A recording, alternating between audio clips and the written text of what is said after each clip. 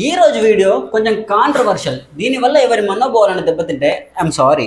Few డేస్లో elections ఉన్నాయి. Maximum మనందరం ఓట్ చేస్తాం. ఇందులో అబ్బాయిలు ఉన్నారు, అమ్మాయిలు ఉన్నారు, ఫస్ట్ టైం ఓట్ చేసే వాళ్ళు కూడా ఉన్నారు. అందరిలాగే నేను కూడా ఓటుకి డబ్బులతో అమ్ముడుపోకండి అని చెప్పను. ఒకవేళ నేను అలా చెప్పినా మీరు వినరు. నేను కొంచెం కొత్తగా చెప్తాను. ఏంటంటే అందరి దగ్గర డబ్బులు తీసుకోండి, కానీ అమ్ముడుపోకండి. కాంగ్రెస్ ఇచ్చిందా తీసుకో, బీఆర్ఎస్ ఇచ్చిందా తీసుకో, బీజేపీ ఇచ్చిందా తీసుకో, అవసరమైతే ట్రాన్స్పోర్ట్ ఛార్జ్ కూడా తీసుకో. కానీ తీసుకున్న తర్వాత మీరు మాత్రం మంచిగా అనలైజ్ చేసుకొని ఓట్ చేయండి. ఎందుకంటే నెక్స్ట్ 5 years ఫ్యూచర్ మొత్తం ఆ పొలిటీషియన్ చేతిలోనే ఉంటుంది. పైనోడే కేజీ బియ్యం ఎంత, లీటర్ పెట్రోల్ ఎంత అని డిసైడ్ చేసేది.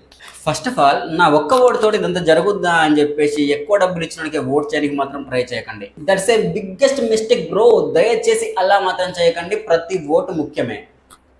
మీకు విషయం తెలుసా, అమెరికాలో ఫస్ట్ లాంగ్వేజ్ ఇంగ్లీషా జర్మనీనా అని ఓటింగ్ పెట్టినప్పుడు ఒక్క ఓటుతోటే ఇంగ్లీష్ అని డిసైడ్ చేశారు.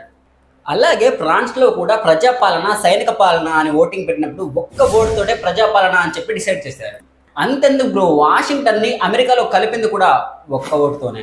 మళ్ళీ చెప్తున్నా, ఎవ్రీ ఓట్ ఇస్ కౌంట్. బయట ప్రపంచం చాలా అప్డేట్ అయిపోయింది. నువ్వు అనుకున్నట్టు మాత్రం లేదు. మన కులపోడని, మన మతపోడని, మన సుట్టపోడని ఇవన్నీ ఈ ఒక్కరోజు మాత్రం పక్కన పెట్టేసాయి.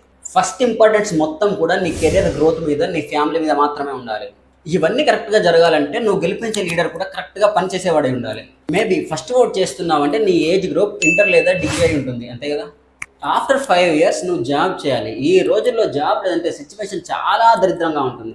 మన పాత జనరేషన్ చేసినట్టు ఈసారి మాత్రం మనం తప్పు చేయొద్దు. అది అయిపోయింది. ఇప్పుడు ఉన్న లీడర్ నీకు ఎవరు నచ్చకపోయినా నోటాకైనా ఓటు వేసి నీ ఏళ్ళకు ఇంకు అంటించి అదే వేలుతో మన ఛానల్ని ఫాలో చేయి.